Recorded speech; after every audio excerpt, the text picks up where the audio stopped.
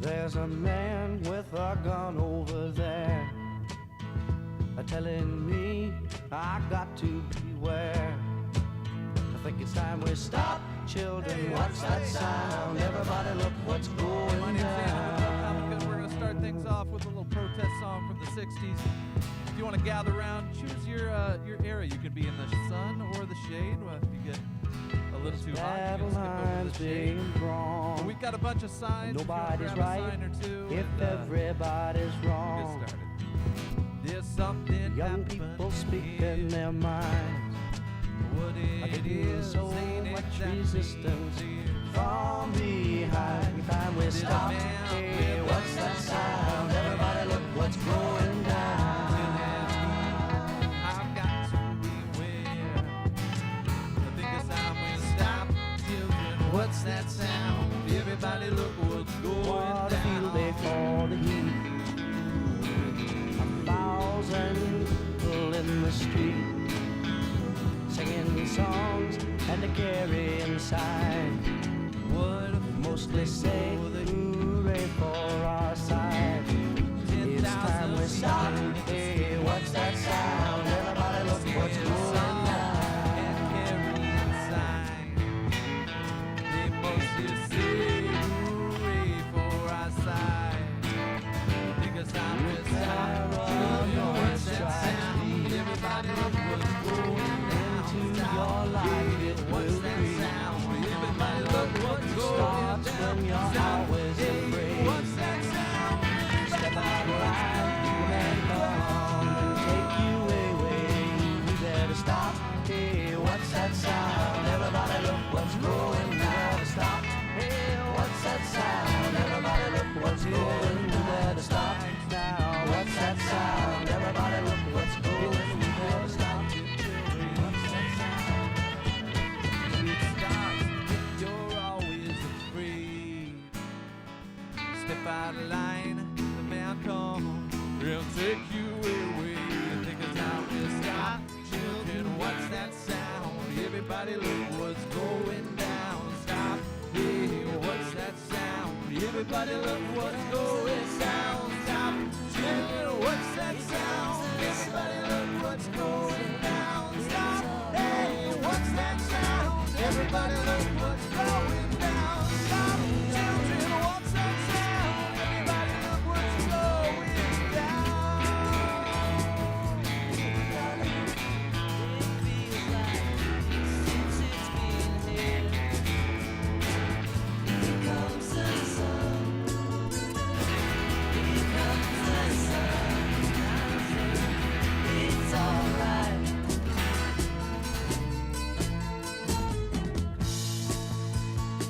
Hey friends, we have been jumpstarting little get-togethers like this all over the country. We are so glad to be here in Harrisburg, Pennsylvania, because we know that on Tuesday, the whole world is going to hear from Pennsylvania, friends.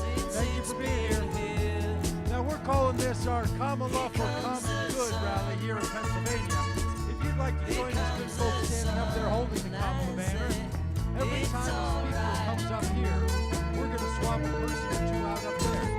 So if you want to be a holder of the banner, give them a break, swap them out. You go hold the words and say the thing. So when I'm done, a couple of you go up, spell them, and we'll do that throughout the time. Here's some speakers. We hope you're going to hear a little inspiration, because there's a lot of them. Now, I have been a pastor for my entire adult life. You guys know that. And I know a few things about it. I believe in everyone, a beloved child of God, light of the world, salt of the earth. And I think Donald Trump is the light of the world. But not every light in the world should spend his time as the president of these United States.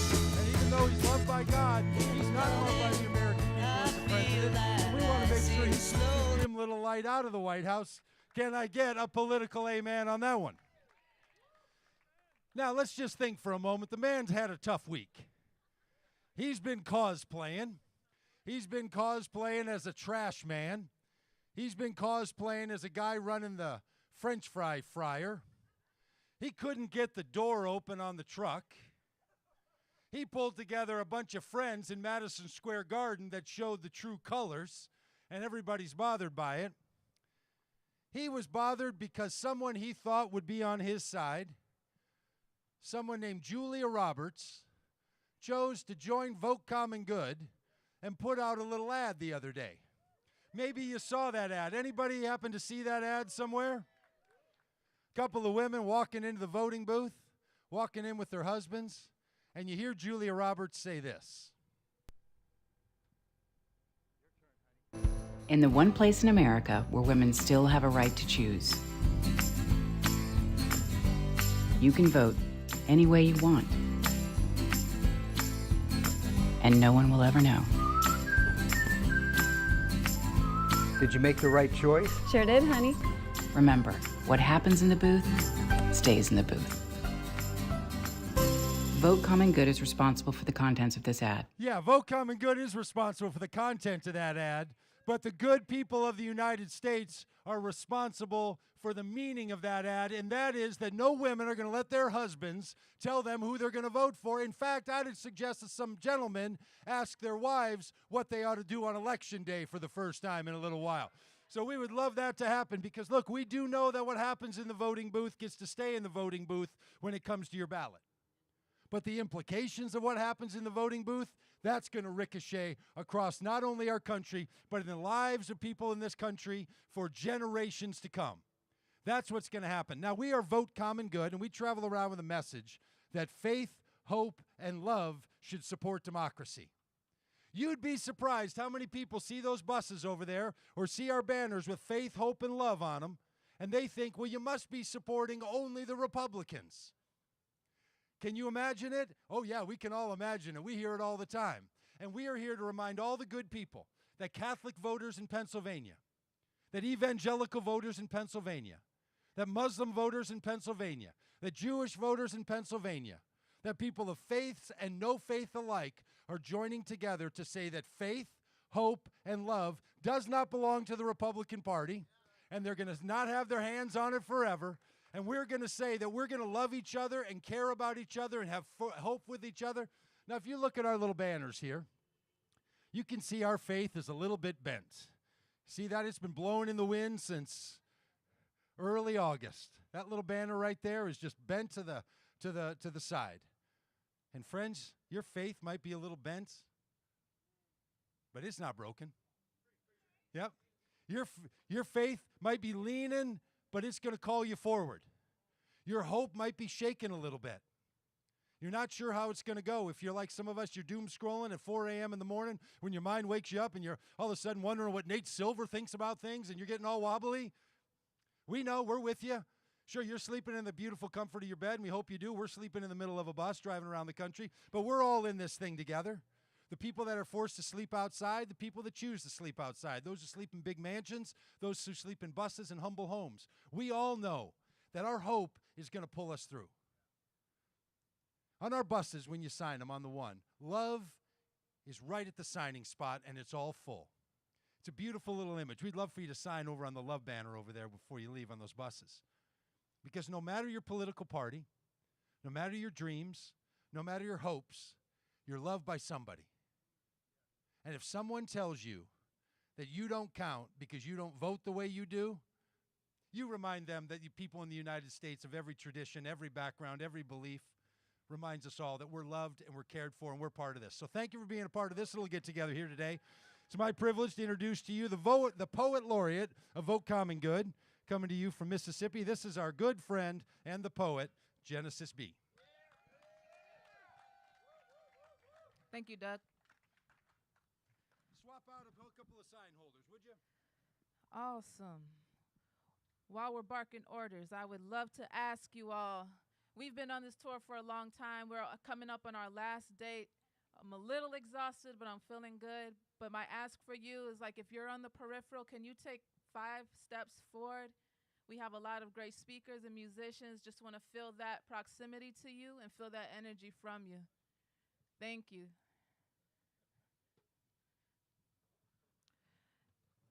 As Doug stated, my name is Genesis B., the Poet Laureate of Vote Common Good. Thank you. And I come from a beautiful state called Mississippi.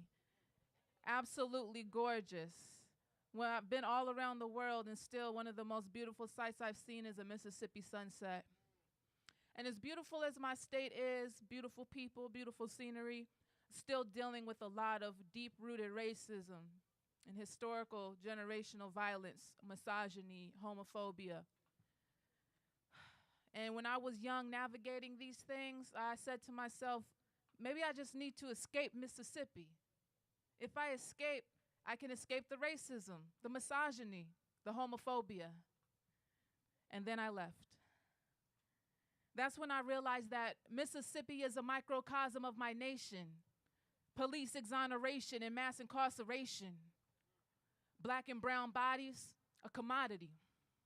Mothers separated from babies, border policy. It's like the White House is painted in the Klan's ideology, and our leadership is exploiting white poverty. Think about it. Keeping us separate and divided, gay versus straight, white versus black, based off of fear and far from the facts. See, I hail from a state called the mighty Mississippi. My state flag held the stars and bars, praising a brutal history. It flew in front of schools and in my judge's court, sending a clear message to us that our lives are not important. See, my dad was only 5 when a Klan drive-by bust bullets into his house with 6 children inside. On the back of the truck, a Confederate flag flying high, and these are the truths that some choose to deny. See, Mississippi, like America, eats your child and mine. The white supremacists' lie is a prison of their own design. It's like they forfeited their humanity in order to deny mine. Because supremacy is a lie. Some have accepted it, a Confederate curse they inherited. Bigotry is blinding, and your fear of the other has blocked your own blessings from your sisters and brothers. Outrage, fatigue, I'm screaming, I can't breathe. From the top, it trickles down, from the judges to police. Because the illusion of freedom is far more dangerous than any jail cell or cramped cages. I said, the illusion of freedom is far more dangerous than any jail cell or cramped cages. Yes, Mississippi is a microcosm of my nation, where cowards replace white sheets with fake avatars, repeating their parents' folklore, tooth fairy, Santa Claus, the history's whitewash. Google black codes and bylaws. In the comment section, sound off, sound off. Lord, they sound off, don't they? Call me a nigga, a bitch, or a dyke. You call me whatever you like. I've been through worse in this fight, and the hatred in your words just proves that I'm right. Because Mississippi is a microcosm of a country that always needed me but never wanted me. It's like your melanin and skin is a sin, sentence to build your economy.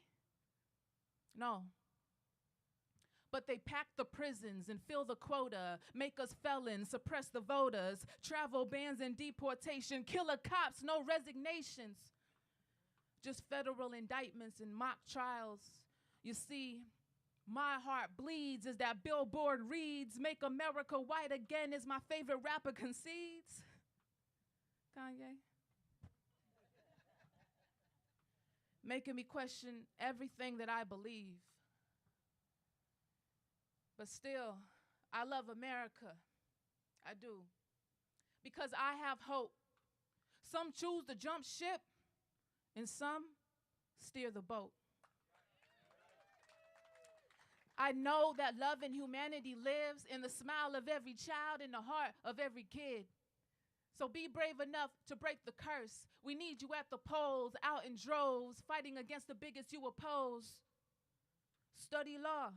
Run for office, make a call, write your Congress. Use your voice or choose a march. Malcolm's gone, grab the torch. Read a book, write a rap. Just speak with truth and deal with facts, please. Alt-right affiliation of Trump's administration, Confederate infiltration, neo-Nazis showing faces.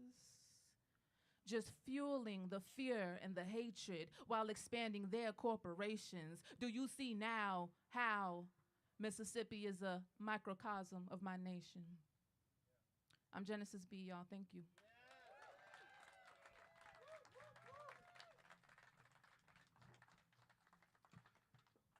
Genesis, that was amazing. I don't know how I'm supposed to follow that. Yeah, first I just want to say we've got some amazing people up here holding the sign. Thank you so much. But please go relieve somebody. If you're willing to hold the sign up there, go up there and relieve them for maybe a speaker or two, as we want to make sure to share that and give everybody the opportunity to hold that amazing sign, Kamala for Common Good, because that's what we're here for. My name is Justin Douglas. I'm Dauphin County Commissioner. You're in Dauphin County right now. Dauphin County includes Harrisburg and Hershey, and I was elected last year, sworn in January, and excited to be in that level of service to the constituents here in Dauphin County, 286,000 constituents, and excited to be here today to share with you. Not sure if did the mic go out? Okay. Just want to say this today. Prior to becoming a county commissioner, I was a pastor. I still really am a pastor. That's who I am. That's much of my identity for 20 years as a youth pastor and a lead pastor. And seeing the rise of Donald Trump during my time pastoring was real challenging, especially challenging to see how many evangelicals flock to him. And I just want to talk about the fruits of the Spirit. Just because if anyone's here and you're a faith voter, because I know Vote Common Good, I've been connected to them for some time, mobilizing faith voters to see their vote not attached to a single party, but attached to the common good of people, because we love people. The fruits of the Spirit are love, joy, peace, patience, goodness, gentleness, faithfulness, self-control. When you think of these words, and you think of one of our political candidates right now for president, you think to yourself, how in the world does this person look like the fruit of these particular values? I mean, I think of self-control, for example, and I see someone who I've literally never seen self-control modeled. I think of my kids, and I think of the leadership from the top coming down, how that influences generations, and how ultimately that can deeply challenge these themes. I, for one, feel strongly in supporting Harris and Walz. And I want to make this clear right now. It's not because I 100% agree with every single thing, right? I think in a democracy, we should be able to be critical of the people that we elect. I'm an elected official. People should be able to be critical of me and the decisions that I support. But at the end of the day, the question you have to ask is this person serving my interests? Is this person elevating the humanity of all people? Is this person elevating the dignity of all people? And if not, do we want that kind of leadership? Do we want that kind of example to be set for our communities, for our families? I for one, want a leader that's going to call out the best in us, not the worst in us. I want a leader that's not going to mobilize people through fear, but through vision, through a vision for something better, something good. Like when we say Kamala for common good, that word matters. Will be good or bad outcomes from this election. And I'm so thankful for all of you here today to rally here. And I just got to say this, if you don't have a plan, if you haven't already voted, please make a plan. Please know that your voice has massive impact, and that on Wednesday and beyond, what we're working with, please don't stay home, because that could be the difference, especially here in Pennsylvania. Every single vote counts. I want to give you an example of how every vote counts. I ran a very different campaign. I was a long shot to win as county commissioner. On the night of the election, we were ahead by 42 votes. thousands and thousands and thousands of votes came in, and we were ahead by 42. And I want to share this because this matters. We refused to declare victory because we knew that there were overseas ballots. There are people serving in our military, armed forces, that their ballots hadn't been counted yet. We waited a full week to declare victory until all those votes had been counted, and we won by 184. And I share that because if we would have been down by 50 on election night, we would have won. That's how elections work. There are still votes out there after. Now, if you win by a very large margin and you know how many of those votes are still out there, you can certainly declare victory because you might have more of a gap than the provisional ballots that still exist out there. But I share that to say we're going to have to be patient potentially. Hopefully not, but we might have to be patient, right?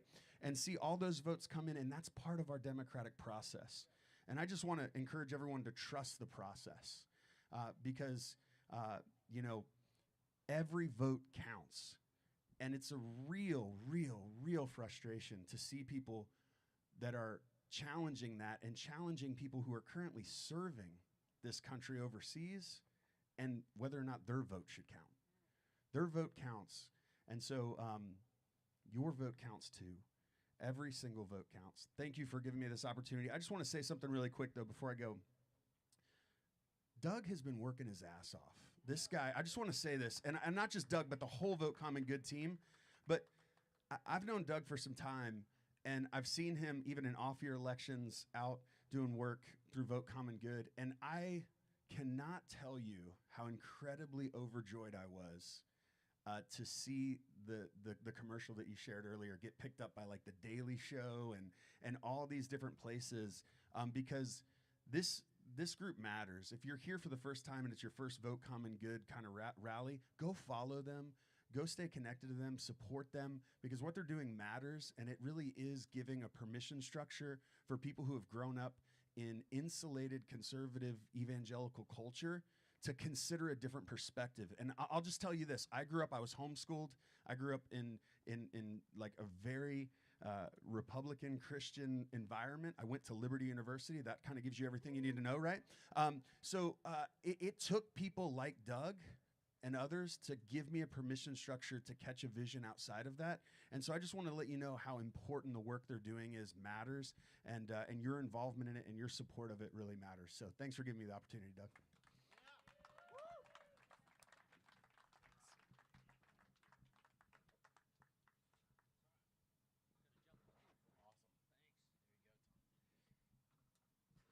Hey, good afternoon. First important thing, there are a lot of folks here younger than me, and we need help up here.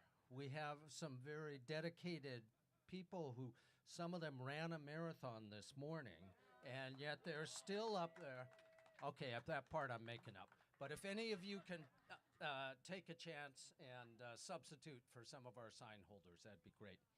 My name is Tom Countryman, and I am not a poet, but God bless you, Genesis. That was wonderful.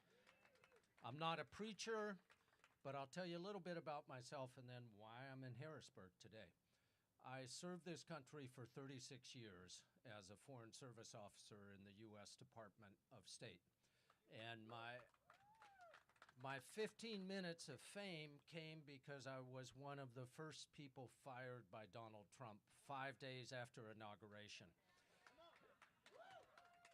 It was liberating. And after years in which I got to tell people in other countries, here's the way to make a better democracy, I had the chance to go out and work on this democracy and to knock doors every year for the last 7 years in Pennsylvania and Virginia and wherever it needed help. So I do that with a couple of groups. And let me just mention one before I mention Common Good. We have a group called National Security Leaders for America. We are 1,000 retired admirals, generals, ambassadors, other senior officials from the military, defense, intelligence, development communities. What we have in common is that all of us took an oath to preserve, protect, and defend the Constitution And all of us believe that that oath did not expire when we retired. It is a lifetime commitment. So we came here just a month ago. We did a great event up the street for Janelle Stelson. We sent out these folks on a bus across Pennsylvania, Wisconsin, Michigan, down to Georgia, Florida, North Carolina. We are not going to stand by and watch a person who calls military servicemen suckers and losers return to the White House. We're going to... So I do some of that, and had a beautiful day knocking doors a few miles from here today in Harrisburg. It's my exercise, it's my civic duty, it's my anti-dementia training, and it's working so far. I also loved the work that Common Good is doing. I did 12 years of Catholic education, and I was fortunate because I know others who may have had 12 years of Catholic education that was less flexible than what I got. I was not told by my teachers what to think or else. I was taught a lot how to think, how to question, how to take the most basic tenets of Jesus's words and turn them into your everyday life. A big part of me would love to run around this country and just argue with those who say that it is their Christian belief that leads them to support an anti-Christian, to be fair. I'd love to tell them it is my faith that makes me a Democrat, that makes me want to go out and work for common good, for people who have less. I want to remind people, Jesus never, he said, turn the other cheek, not punch him in the face. He dined with the poor, not with the rich. And he called upon each of us not just to know the Ten Commandments, but to remember the Beatitudes, the most perfect words that Jesus ever spoke.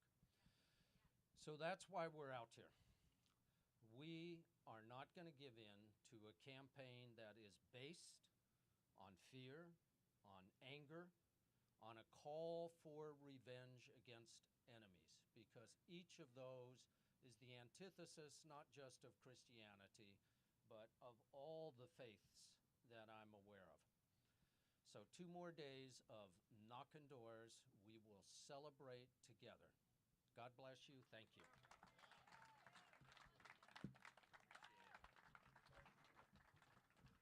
Thank you, Tom.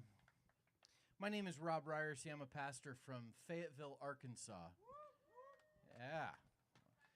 Been traveling around the country on the Vote Common Good buses, and we have been all over. We have been in North Carolina, we've been in Georgia, Arizona, Southern California in some swing districts there. We've been in Omaha, we've been in Wisconsin, we've been in Michigan, and now we're here in Pennsylvania, and so glad to be here.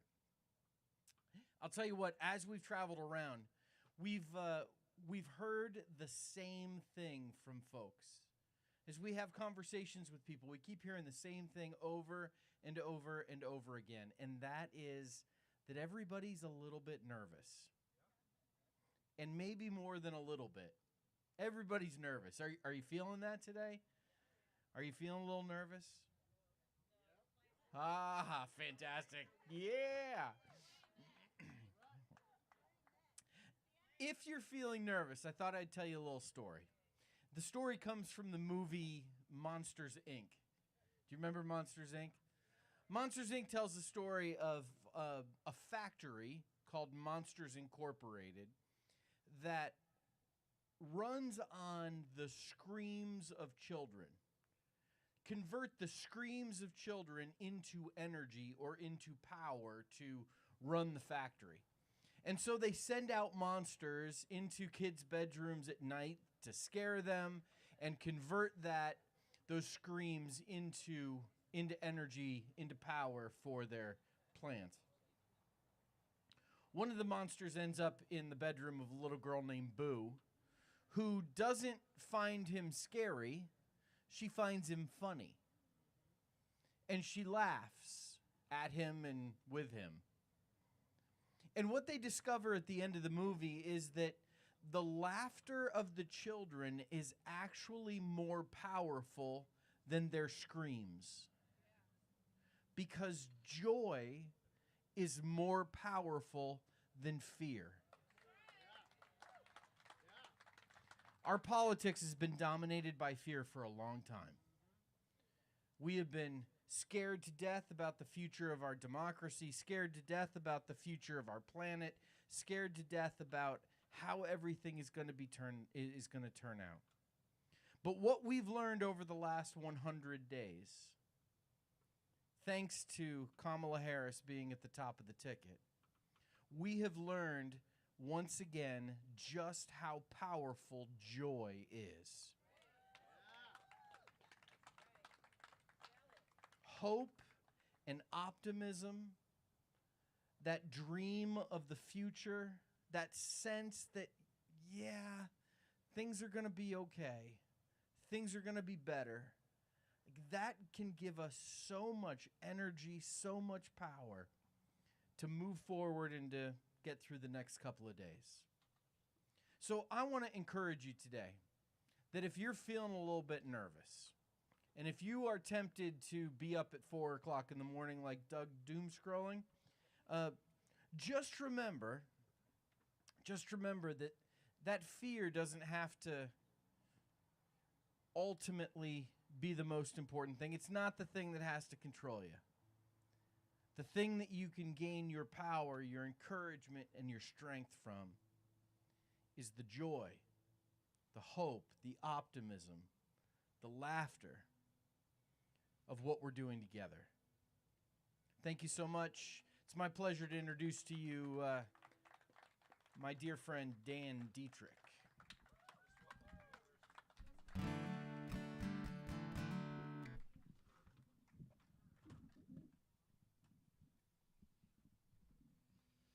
Hey, and if we could have some volunteers swap out for the sign holders, if you want to get a turn on that, that looks pretty fun, you know? You get to be up there with a big sign. It's a workout. Give them a hand. Sign holders, what's up? Woo! Well, this is a song I wrote a few years ago in the wake of the election of Donald Trump. I woke up to realize that 81% of white evangelicals had voted for a man that looks nothing like Jesus. That's the world I come from, and I felt sadness, I felt anger, felt a lot of things. So I put it into this song. It's a bit of my story, and maybe it's a bit of your story too. It's called Hymn for the 81%.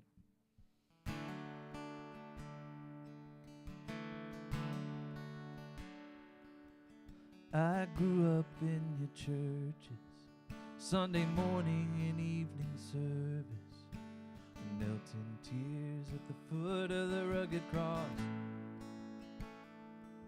You taught me every life is sacred, feed the hungry and clothe the naked. I learned from you the highest law is love.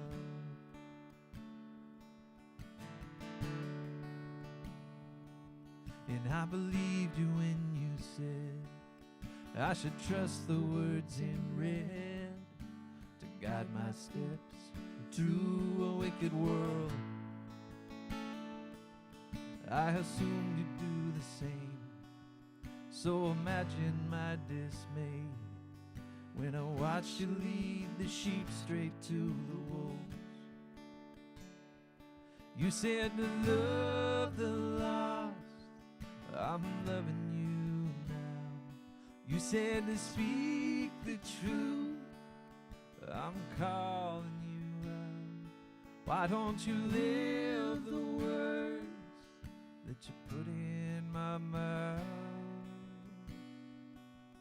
May love come and justice roll down.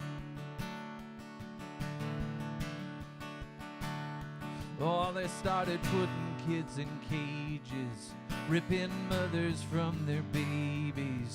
and I look to you to speak on their behalf.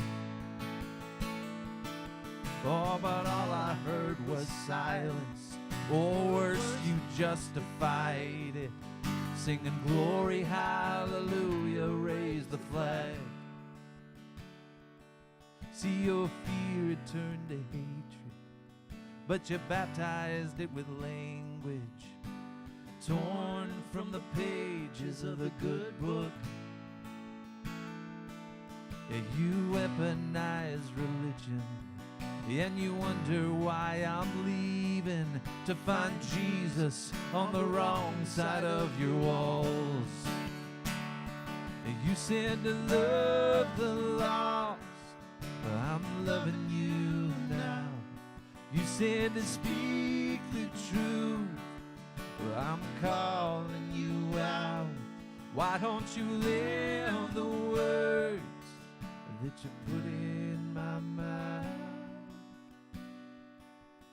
May love overcome and justice roll down.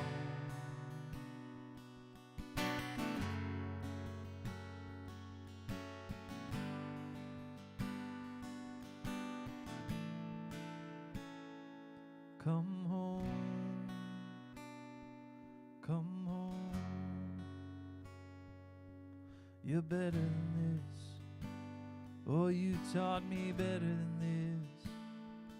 Come home, come home. You're better than this. I used to think you were better than this. Come home, come home. Oh.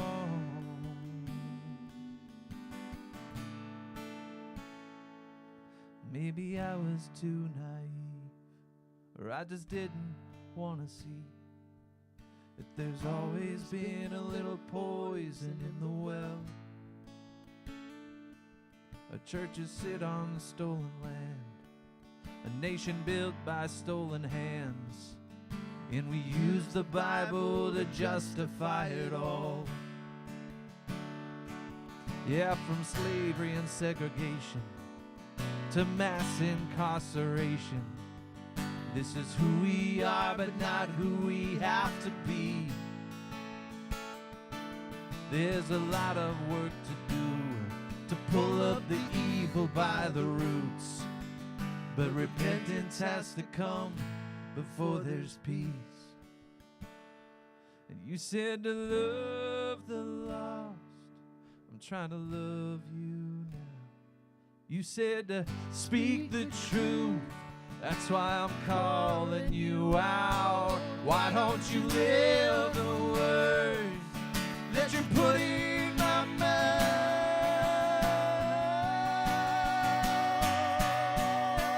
May love overcome and justice roll down. May love overcome and justice roll down. May love overcome and justice roll down.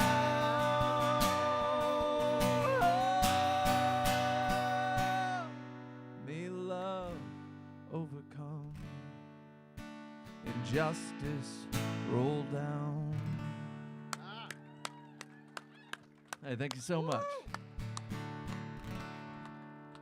That's Daniel Dietrich. If you want that song, it's on YouTube, The Hymn for the 81%. You know, one of the exciting things is that the governor of Minnesota, I've had the privilege of voting for him twice as my governor, has allowed people to realize that they can wear a camouflage hat or have a camouflage sign and not feel like they're only going to vote for Republicans. Isn't that something? That some people just tend to think that parts of our society are only going to go for some people. And we're really excited that that's not true. Hey, Daniel Dietrich, the guy you just heard, wrote that song in 2020. Started playing on YouTube, got on Fox News. They were giving him all kinds of trouble for it.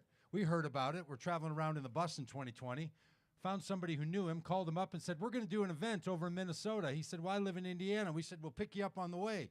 Could you? He said, yeah. So he came and played the song. And then we said, well, now we're going to go over to Michigan. He said, well, that's near where I live. I played one more song, called him back a couple weeks later. And he said, well, I got fired from my church for that song. So now I'm free. So now he's on the bus. because sometimes you just get recruited in the weirdest way. Well, the other day we were over in Michigan again doing an event. And we have this little bit we won't say to you till a little bit later. You could come and join us on the bus. And Micah, a 19-year-old college kid, is sitting there, and he said, well, I want to get on the bus. So Micah's now on the bus with us, and he's now going to share a word or two with you. Thank you, Micah. What's up, y'all? I am a college student from Michigan. My name is Mike. I'm 19. Both of my parents have been pastors, so faith is something that's been really, really deeply embedded in me from ever since I was young.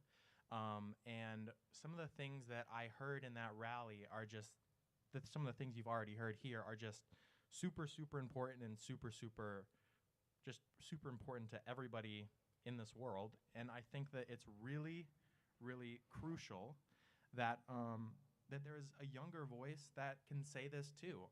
And when I went to high school, I was a freshman in high school in 2020, and I went to a highly conservative Christian school, and I thought that going to a Christian school would strengthen my faith, but what I found was that it actually made me feel less connected to God.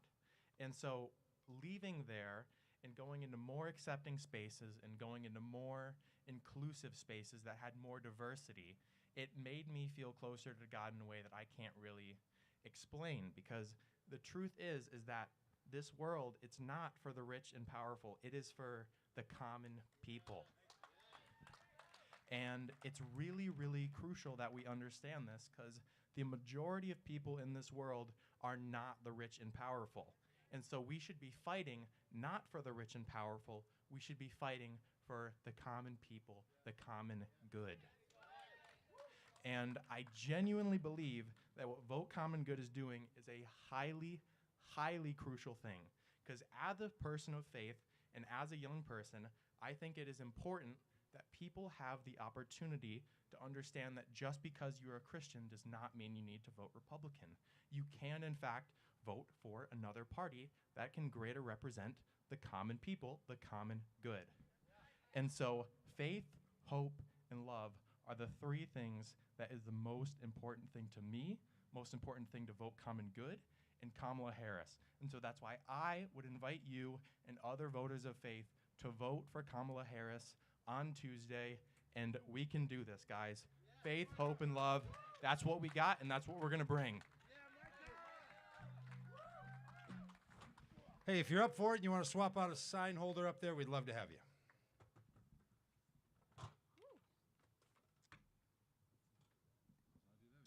Thanks, Micah. Well, my name is Christy, and I grew up in a conservative, evangelical, Republican, white, middle-class, Midwestern town, Holland, Michigan. And I was surrounded by good people. These people of faith taught me values like honesty and respect, kindness, truth, empathy, hospitality, and generosity. After college, I worked on Capitol Hill for a Republican member of Congress. That experience eventually compelled me to go to seminary. After seminary, my husband and I began planting churches around the country, and eventually that journey took us back home, back to my hometown, back to the good people of Holland, Michigan. In 2016, shortly after we returned, the good people of Holland, Michigan supported Donald Trump for president, boldly and proudly. I had never seen this kind of enthusiasm for a candidate before. It was baffling that so many of these good people of faith who worked so hard to instill those values in me not only approved of such godless rhetoric and behavior, they amplified it. As a mom of 4, this was especially difficult for me. I wasn't sure how to explain this to my kids, why so many good people of faith approved of this behavior and supported this man. A man who celebrates the strength of dictators and calls the compassionate weak. A man who mocks the disabled. A man who seeks intentionally cruel border policies, terrorizing mothers and children by his separation policies. A man who has assaulted women a man who spews filth and lies like it's his full-time job, a man who undermines democracy in broad daylight, a man who supports pillaging the planet for the profits of his friends at the expense of the whole world, a man who continually disparages women and people of color, immigrants, Democrats, those who are struggling to make ends meet, and even every Republican who doesn't get fully on board with him. Well, none of it sat right with me. Our faith community, our church in Michigan, joined with other faith communities across denominations, across religions, and together we began to wake up to what was happening.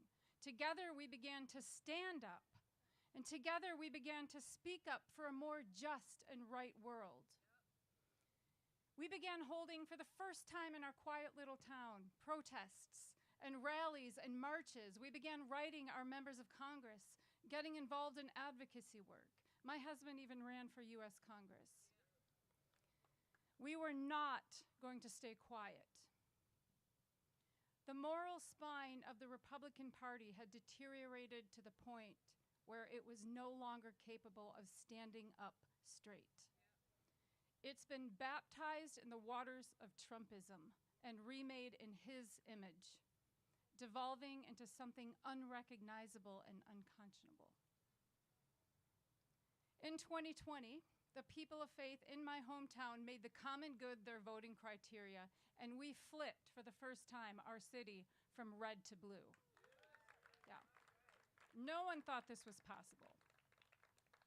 And in 2024, people of faith all across this country are snapping awake. This movement to reclaim our fundamental values is growing. Together, we're again standing up to say, enough. We're sick and tired of the normalization of lies and slander. We will normalize truth and kindness again. We will replace fear-based narratives with hopeful stories. Rather than continuing to oppress the voices that have historically been kept away from the tables of dialogue and decision, we're going to lift them up. We will tear down walls and build bridges across our many divides. We will respond to the hatred with love. We will declare that what God declares and say that immigrants are a blessing, not a burden.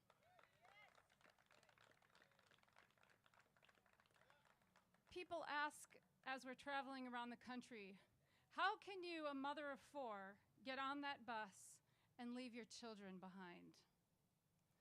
Well, we're a country in crisis.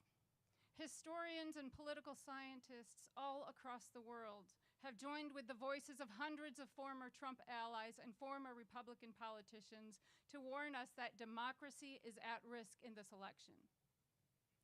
So why am I on this bus? I'm doing this for my kids. Yep. Yes, and for our grandkids. And I'm doing this for your kids, and I'm doing this for everyone who comes after us. We don't know what the outcome of this election will be. We don't know. But whatever happens in November, I want my kids to see and to know that we're sticking with our values, and that together, as people of faith, we will continue working and pushing for the common good. Together, we will persist in building a world where everyone has the opportunity to thrive, because as our brave and wise future president says, we are not going back. Thank you.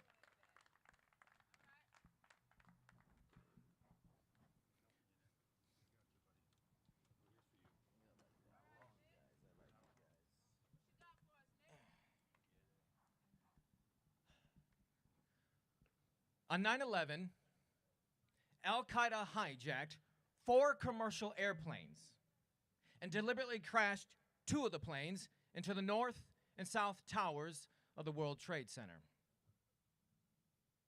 The crashes created a massive fireball, leaving a thick gray plume of smoke over New York City. The Twin Towers collapsed, and people outside ran in fear for their lives. The third hijacked plane was crashed into the side of the Pentagon and created a wide and burning gash. And after learning about the other attacks, passengers on the fourth hijacked plane, Flight 93, bravely fought back and crashed the plane into an open field in western Pennsylvania, about 20 minutes by air from Washington, D.C. The 9/11 attacks killed 1,977 people and would become the deadliest terrorist attack from a foreign adversary on U.S. soil. I remember hearing the news while at work that morning, and after arriving home later that afternoon, watching the events unfold on my television. The scenes of mass devastation, confusion, and loss resembled a war zone and overwhelmed me with such grief and anger that I wept uncontrollably while beating the air with my fists. It would be a day to never forget, not just because of these overwhelming emotions, but also because of my growing obligation toward service to country and a widening sense of love for country. Because of 9/11, I would enlist in the military. So standing in a room with a handful of young men and women, I prepared to take the military's oath of enlistment. A sergeant called us to attention, directed us to raise our right hand and to repeat after him. I, Nick Brock, do solemnly swear that I will support and defend the Constitution of the United States against all enemies, foreign and domestic, that I will bear true faith and allegiance to the same, and that I will obey the orders of the President of the United States and the orders of the officers appointed over me, according to regulations and the Uniform Code of Military Justice, so help me God. It was at that moment that I had committed my whole self to protect and defend not just a particular branch of service, not the flag, not the country, but rather to the Constitution, which symbolized all of these things. You see, I was now a part of something much larger than just myself. Indeed, so help me God. I would serve under that oath for 10 years in the United States Air Force and afterward be honorably discharged. 6 years after that, however, I would be reminded of the solemnity from my oath on January 6, 2021. On January 6, former President Trump summoned a violent mob to march on the U.S. Capitol in support of his wholly fabricated charge that the 2020 presidential election had been stolen from him. 2,500 people overran police barricades. They beat, bloodied, and tased police officers. They smashed through windows, they smashed through doors, and they ran through the halls of Congress threatening to hang Mike Pence, execute the Speaker of the House, Nancy Pelosi, and do God knows what to other office holders. 114 law enforcement officers were injured, and 7 people died as a result of the violent attack. The insurrection of January 6th was an unprecedented domestic terrorist attack on U.S. soil, full stop. I remember hearing the news while sitting at my dining room table and watching the scene unfold on my laptop, and abruptly standing up to pace my living room with tears of anger and grief streaming down my cheeks. My visceral reaction was reminiscent of 9/11 as I recalled my oath. I will support and defend the Constitution of the United States. January 6th would be a day to never forget, not just because the seat of our democracy was desecrated, but because of this simple yet breathtaking fact. Former President Trump and I, both worlds apart from each other in every sense of the word, had one thing in common. One, to defend the Constitution to our best abilities. Yet I was the one who bore true faith and allegiance to the same and left my post honorably. You see, January 6th was more than just a problem, or that former President Trump had just simply left the White House as vice presidential candidate and military veteran J.D. Vance would have us all believe. No, to the contrary. Former President Trump attempted to overturn the election results in order to seize power illegally and remain in office. And when the violent mob he had mobilized laid siege to the Capitol, he watched the attack on television and refused for more than 3 hours to tell the insurrectionists to go home. And after they had damaged the Capitol to the tune of nearly $3 million, Trump finally chose to address his insurrectionist mob with a wink and nod of approval, saying, "We love you. We think you're very special." Trump violated his oath to the Constitution and brought dishonor to thousands of military veterans around the globe who remain steadfast to their oath of enlistment.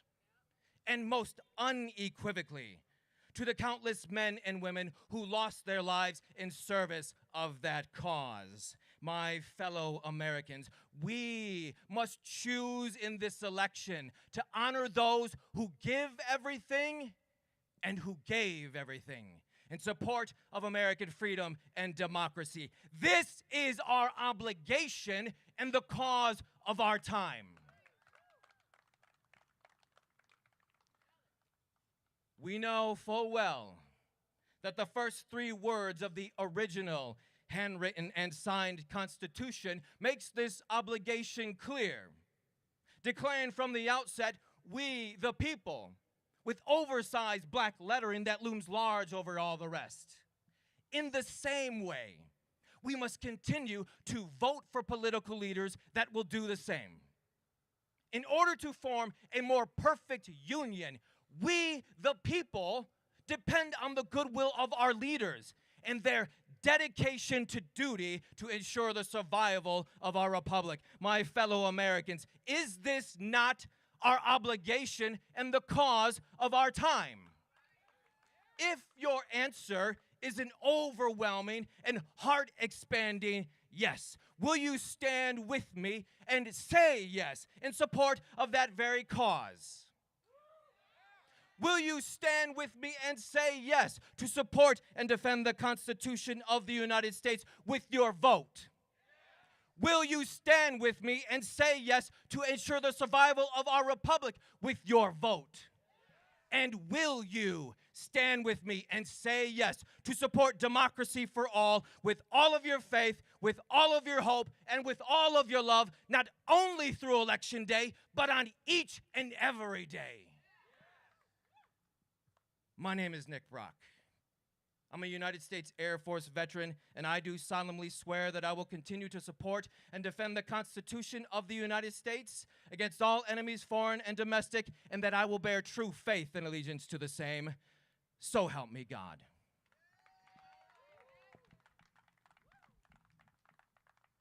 Thank you, Nick Brock. And could we invite the banner to come down to the front of this little platform here? Maybe you could make your way down this way. Friends, thanks for being with us today.